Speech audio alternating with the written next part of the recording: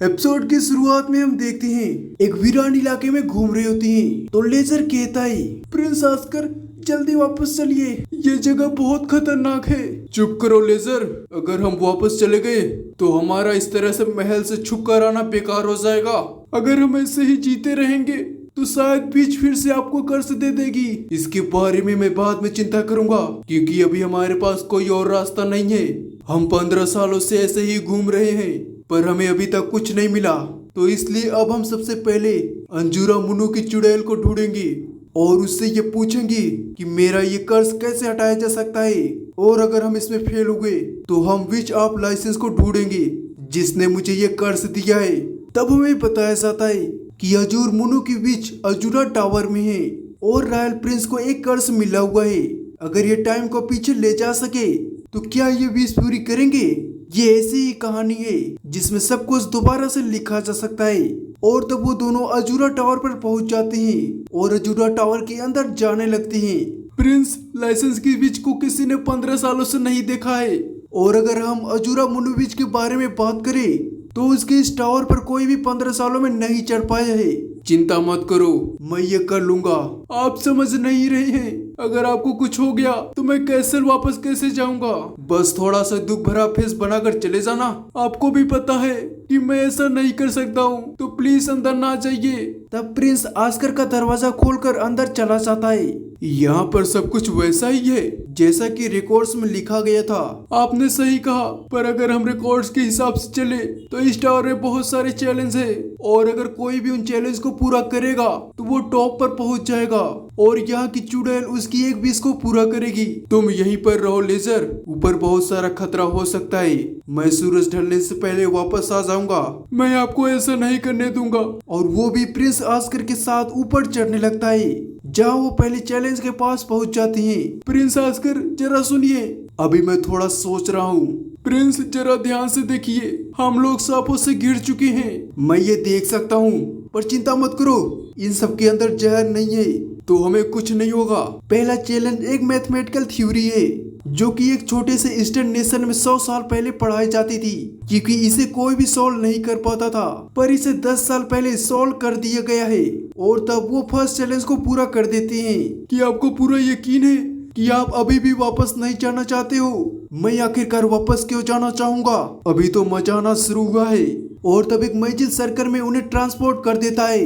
तब यहाँ लिटोला कहती है, मास्टर बहुत टाइम बाद यहाँ कोई चैलेंजर आया है, ये तो बहुत रेयर है। मुझे तो लगा था सभी लोग भूल चुके हैं कि ये टावर एग्जिस्ट भी करता है। पर मास्टर 1 महीने पहले भी तो एक पर्सन आया था, पर वो तो पहला ही चैलेंज नहीं पार कर पाया था। पर ये अलग है, ये धीरे धीरे चैलेंज को पूरा करके टावर के ऊपर चढ़ रहे हैं। क्या आप इन्हें एब्जॉर्ब करना चाहेंगे?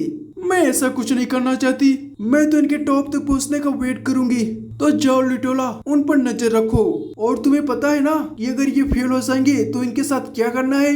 मास्टर, ये नए चैलेंजर चाहे धीरे धीरे ऊपर चढ़ रहे हैं, पर बहुत से लोग पहले ही गार्डियन बीस्ट को पार नहीं कर पाते। और यहाँ हम देखते हैं प्रिंस आस्कर उस गार्डियन बीस्ट को मार देते हैं। ये पक्का गार्डियन बीस्ट है जिसे मैजिक का यूज करके एनिमेट किया गया है। अगर असली शेर होता तो मैं तो बहुत ही ज्यादा डर जाता, पर प्रिंस आस्कर आपको इस तरह ना डरना मुझे बहुत ही ज्यादा खतरनाक लग रहा है। अरे इससे लड़के तो मेरा बहुत ही अच्छा वार्म अप हो गया। मुझे ये बताओ लेजर, कि अगर मैं यहाँ से नीचे गिर गया तो क्या मैं मारा जाऊंगा? प्लीज कोने से साइड हट जाइए, तुम्हें मेरे साथ यहाँ पर नहीं आना चाहिए था। मैं आपको अकेले नहीं मरने दे सकता, मैं इतनी आसानी से नहीं मरने वाला।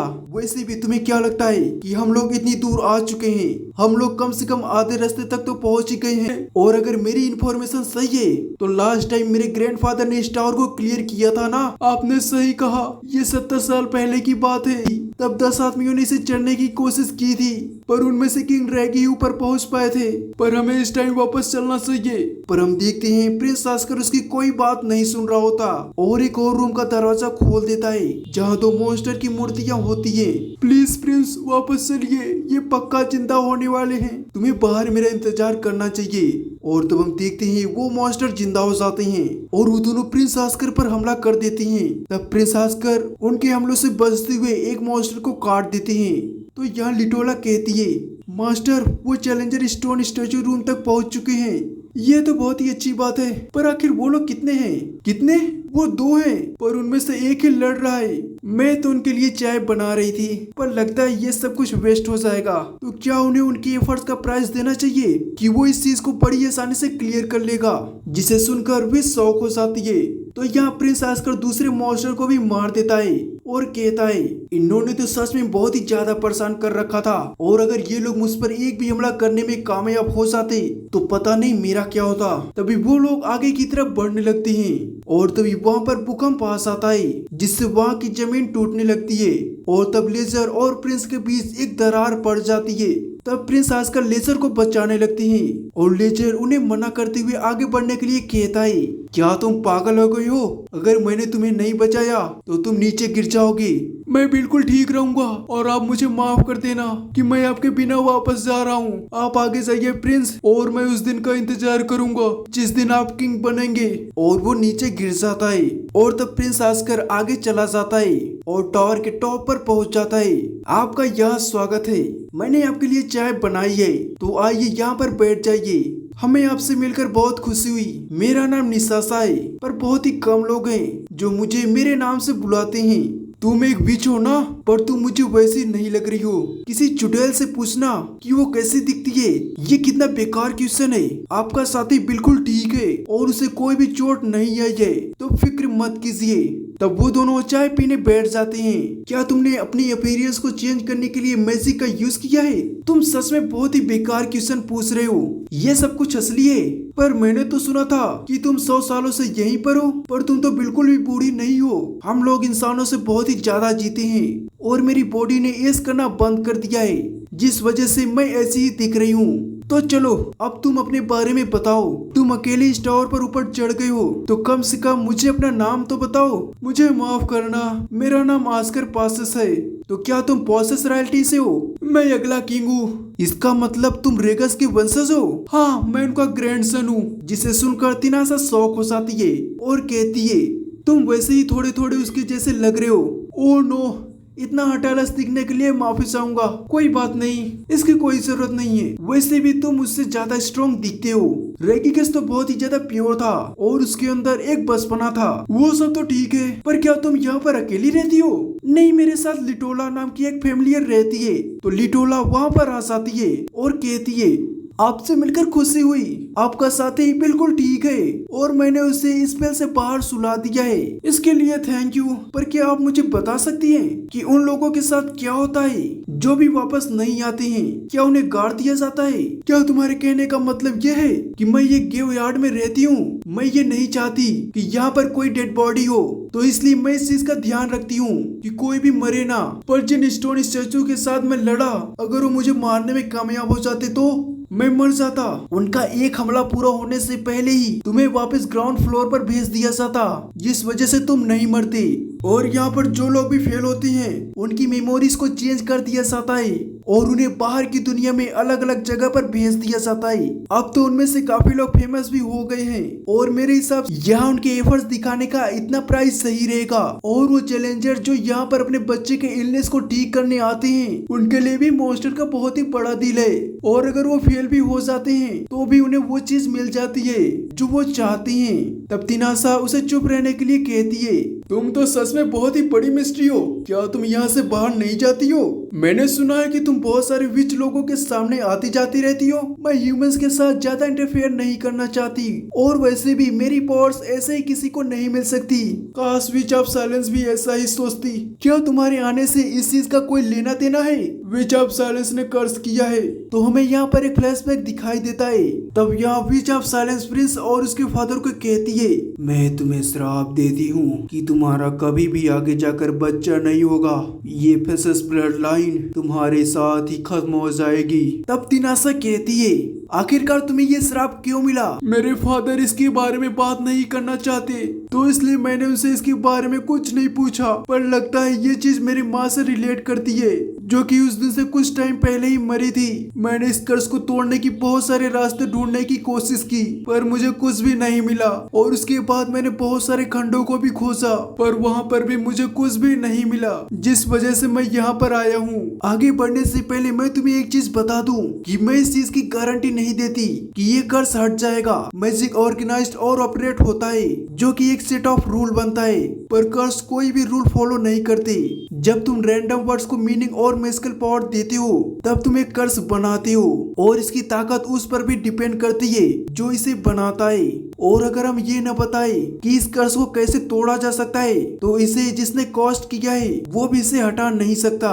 पर कर्सेस के पास ज्यादा पावर नहीं होती, जैसे कि ये किसी को डायरेक्टली किल नहीं कर सकती, ये बस उस पर्सन को मारने की तरीके ढूंढती रहती है जिस पर इसे कॉस्ट किया गया हो। पर मुझ पर जो कर्ज है वो बहुत ही ज्यादा पावरफुल लगता है। तुमने सही कहा, क्योंकि जो भी चीज मैंने तुम्हें अभी बताई तुम्हारा कर्ज इससे बहुत ही ज्यादा अलग है, जिसका मतलब ये है कि ये कर्ज नहीं है बल्कि एक अलग तरह की ब्लेसिंग है। और तब वो प्रिंस आस्कर के चेहरे को छूकर उसके ऊपर लगे हुए मैजिक को विजुअल कर देती है और कहती है ब्लेसिंग भी वैसे ही दी जाती है जैसे कि कर्ज दिए जाते हैं, पर इनकी पावर बहुत ही ज्यादा अलग होती है।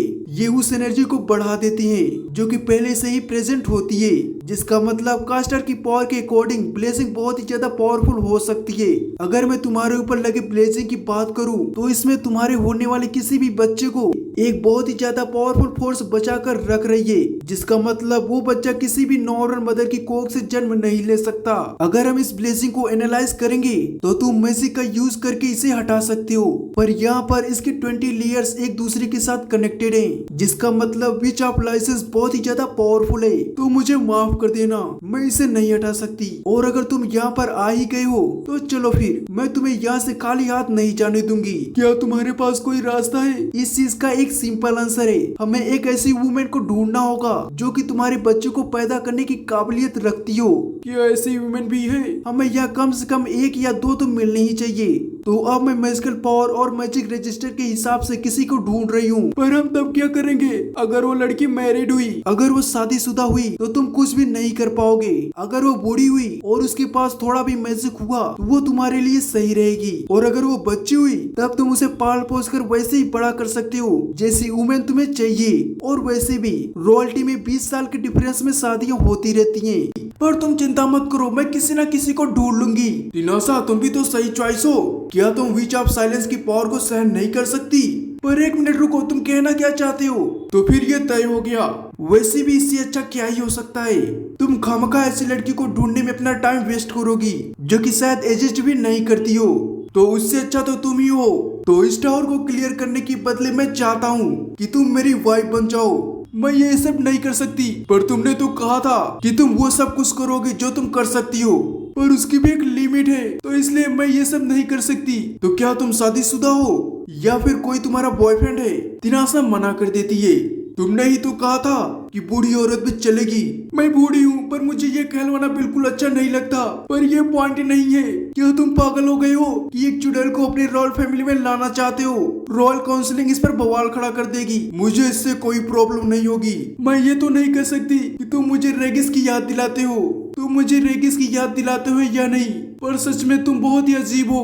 तो मैं अब तक तुम्हारी ग्रैंड मदर होती।